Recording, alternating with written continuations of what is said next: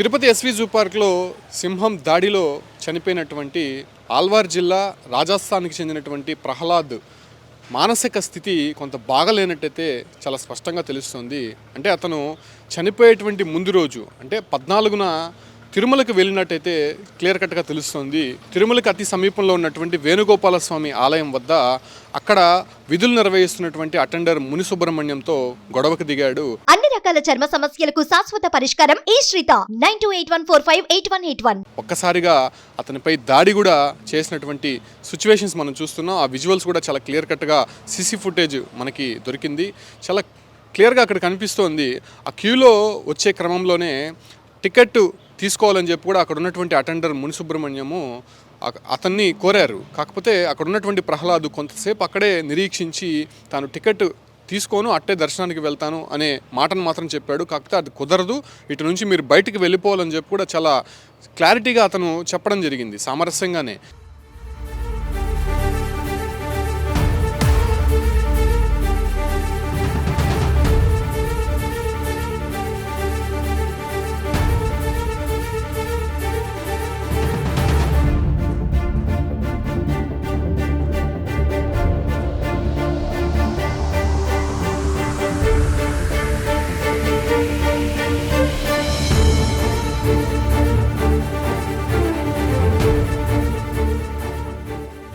కాకపోతే కొంతసేపు వేచి చూసినటువంటి ప్రహ్లాదు ఒక్కసారిగా కోపోద్రిక్తుడయ్యి అతనిపైన దాడికి దిగారు. అక్కడ ఉన్నటువంటి ఎలక్ట్రానిక్ ఎక్విప్మెంట్తో అక్కడ ఉన్నటువంటి ముని సుబ్రహ్మణ్యం అటెండర్ పైన దాడికి దిగాడు. ఒక్కసారిగా అతనికి తీవ్రమైనటువంటి గాయాలయ్యాయి, రక్త గాయాలు కూడా అయినటువంటి పరిస్థితి మనం చాలా క్లియర్గా చూస్తున్నాము. అంటే దాదాపు రాజస్థాన్ నుంచి ఒకడే వచ్చినట్టయితే క్లియర్ కట్గా తెలుస్తోంది. నేరుగా తిరుమలకు వచ్చాడు. తిరుమలకు వచ్చిన తర్వాత దర్శనం చేసుకున్నాడో లేదో తెలియదు, కానీ అక్కడ సమీపంలో ఉన్నటువంటి అంటే పాపనాశం వెళ్ళేటువంటి ప్రాంతంలో మొదటగా వచ్చేటువంటి ఆలయం వేణుగోపాల స్వామి గుడి.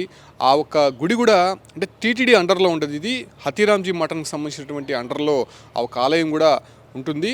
ఆ ఒక్క ఆలయానికి వెళ్ళినటువంటి ప్రహ్లాదు అక్కడ టికెట్ కౌంటర్లో ఉన్నటువంటి వారితో ఘర్షణకు దిగారు. అంటే కొంత అతను మానసిక స్థితి బాగలేని కారణంగా ఒక్కసారిగా చాలా సీరియస్గా అతనిపైన దాడి చేయడం జరిగింది. అంటే అక్కడ ఉన్నటువంటి షాప్ యజమానులు కూడా కొంత అతన్ని పట్టుకోవడానికి సంకోచించారు, కానీ కొంత ధైర్యం చేసుకొని అతన్ని పట్టుకోవడం జరిగింది. అక్కడ అతన్ని దేహశుద్ధి చేసిన తర్వాత పోలీసులకి ఫిర్యాదు చేశారు. తిరుమలలో ఉన్నటువంటి పోలీసులు అక్కడికి చేరుకొని అతన్ని పరిస్థితిని చూసి అతనికి మానసిక స్థితి బాగాలేదని కొంతసేపు అక్కడ పెట్టుకొని మళ్ళీ వదిలేయడం జరిగింది. అంటే అక్కడ పోలీసుల నిర్లక్ష్యం మాత్రం చాలా స్పష్టంగా కనిపిస్తుంది. ఎందుకంటే దాడి చేశాడు, రక్తగాయాలయ్యి ఖచ్చితంగా హాస్పిటల్కి వెళ్తే అది ఎమ్మెల్సీ అవుతుంది, అటెంప్ట్ టు మర్డర్ కేసు కూడా నమోదయ్యేటువంటి అవకాశం ఉంటుంది. కానీ ఎందుకు ప్రహ్లాద్ని పోలీసులు అంత నిర్లక్ష్యంగా వేశారనే ప్రశ్న మాత్రం తలెత్తుతోంది. ఒకవేళ అక్కడే ప్రహ్లాద్ పైన చర్యలు తీసుకొని ఉంటే ఇంత జరిగే అవకాశమే లేదు. కాకపోతే అక్కడ వదిలేసినటువంటి ప్రహ్లాద్ను మరుసటి రోజు అంటే 15న తిరుపతికి జూకి వెళ్ళాడు. సరిగ్గా మధ్యాహ్నం 2:30 గంటల సమయంలో అతను ఏదైతే సింహాలు ఉండేటువంటి ఎన్క్లోజర్ లోపలికి దూకివేసి అక్కడ సింహం దాడి చేసి చంపినటువంటి ఘటన మనకి తెలిసిందే. ప్రస్తుతం అది 2 రాష్ట్రాల్లో కూడా సంచలనం రేకెట్టినటువంటి పరిస్థితి. అటు తర్వాత పోలీసులు ఎంక్వైరీ చేశారు. రాజస్థాన్లో ఉన్నటువంటి ప్రహ్లాద్ సోదరుడు ఇక్కడికి వచ్చి ఆయన బాడీని కూడా రికవరీ చేసుకొని వెళ్ళాడు. కాకపోతే ఆ సమయంలో ప్రహ్లాదు గంజాయి సేవించి ఉన్నాడని చెప్పి కూడా చాలా క్లియర్ కట్గా తెలుస్తోంది. ఆయన మత్తులో ఏం చేస్తున్నాడో తెలియనటువంటి పరిస్థితి అక్కడ స్పష్టంగా కనిపిస్తుంది.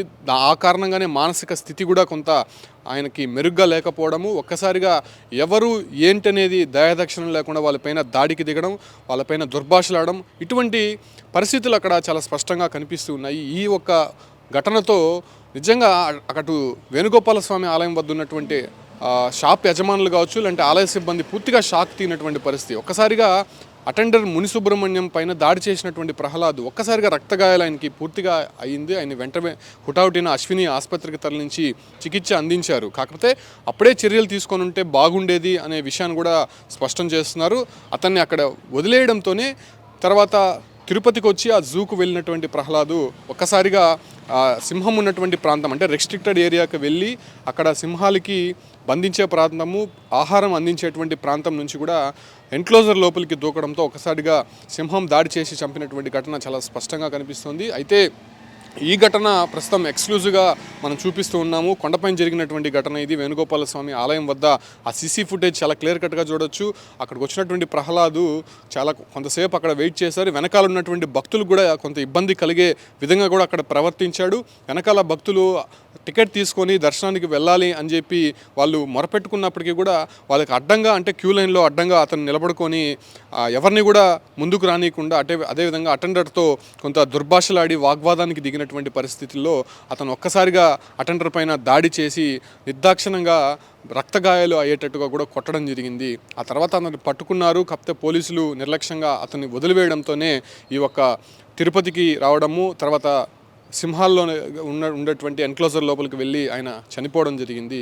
కాకపోతే పోలీసులు ఒక రకంగా చెప్తున్నారు, అక్కడ తిరుమలలో ఉన్నటువంటి పట్టుకున్నటువంటి షాప్ యజమానులు కావచ్చు, అంటే అక్కడ సిబ్బంది ఇంకొక రకంగా చెప్తున్నారు. అంటే అక్కడికి వచ్చినటువంటి అతను కొంత మత్తులో ఉన్నాడు, మానసిక స్థితి బాగలేదు, అతను ఏం మాట్లాడుతున్నాడో తెలియడం లేదు అనే విషయాన్ని వాళ్ళు స్పష్టం చేస్తున్నారు. సో ఈ కారణంగానే అక్కడ పోలీసులు విడిచిపెట్టారని చెప్తున్నారు. కాకపోతే ఇక్కడ జూలో జరిగినటువంటి పరిణామాలు చూస్తే అతను మద్యం మత్తులో ఉన్నాడు. అతను ఎందుకు దూకాడో కూడా తెలియనటువంటి పరిస్థితి. అతను సూసైడ్ అటెంప్ట్ చేయడానికి అక్కడికి వెళ్ళినట్టయితే పోలీసులు రకరకాలుగా చెప్తున్నటువంటి పరిస్థితి అయితే చాలా స్పష్టంగా కనిపిస్తుంది. కాకపోతే పోస్టుమార్టం రిపోర్ట్లో మాత్రము అతను మద్యం సేవించి ఉన్నాడా లేకపోతే మరేదైనా కారణాలు ఉన్నాయో అనే విషయాలు మాత్రం తెలియాల్సి ఉంది. ప్రస్తుతానికైతే అతను చనిపోయేటువంటి ఒక రోజుకు ముందే తిరుమలలో హల్చల్ చేసినటువంటి విజువల్స్ ఎక్స్క్లూజివ్గా మీకు చూపిస్తున్నాం. నిజంగా అతని మానసిక స్థితి బాగాలేదా, లేకపోతే కావాలనే ఉద్దేశపూర్వకంగా అట్లా చేశారా, లేకపోతే మద్యం మత్తులో ఇలా ప్రవర్తించాడా అనే విషయం పైన కూడా ఇంకా క్లారిటీ రావాల్సి ఉంది.